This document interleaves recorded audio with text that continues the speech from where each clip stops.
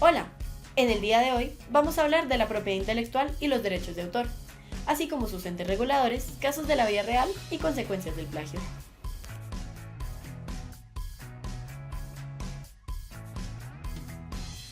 Pero, ¿qué son los derechos de propiedad intelectual? Los derechos de propiedad intelectual se relacionan con la creación de la mente de cada persona, obras de teatro, canciones, obras de arte, etc. Y son los encargados de proteger legalmente los derechos sobre la obra, tanto los derechos morales como los patrimoniales.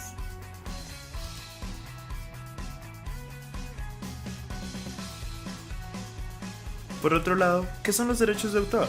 Bueno, son los derechos que tienen los creadores sobre sus productos, como sus obras, investigaciones, entre otros.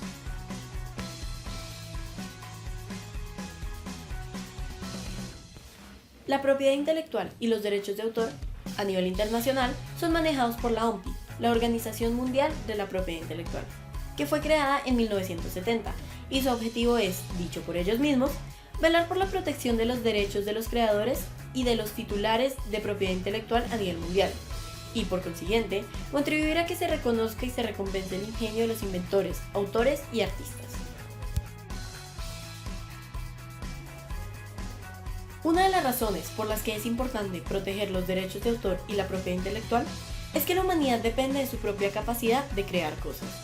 Si una persona no recibe el reconocimiento indicado y no se protege su idea, seguramente dejaría de crear, y así los seres humanos dejaríamos de progresar.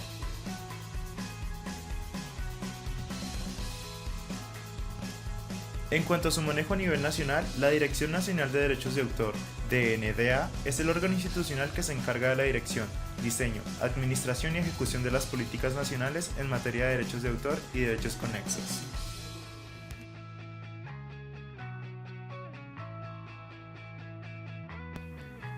En cuanto al ámbito universitario, el ente que se encarga de regular en la Universidad de La Sabana estos casos es la Comisión de Asuntos Generales del Consejo Superior.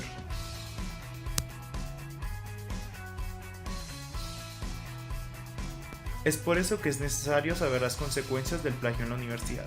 En el caso de la Universidad de La Sabana, dice que todo plagio o fraude en la universidad, en cualquier tipo de prueba, trabajo, escrito u opción de grado, se le otorgará al estudiante una calificación de 0,0 y adicional se le asignará matrícula condicional.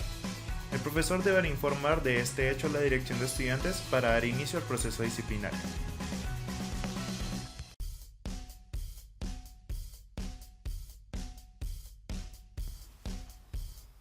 Se preguntarán, ¿cuándo ha pasado esto en la vida real? Un ejemplo puede ser el del 2015, cuando Spotify fue demandado por David Lowery, líder de los grupos de rock Camper Van Beethoven y Cracker, porque distribuyó y reprodujo música protegida sin tener los derechos mecánicos de estas obras. Según la revista Semana, los derechos mecánicos se refieren al pago que recibe el compositor de una obra por la reproducción de sus canciones protegidas por el copyright.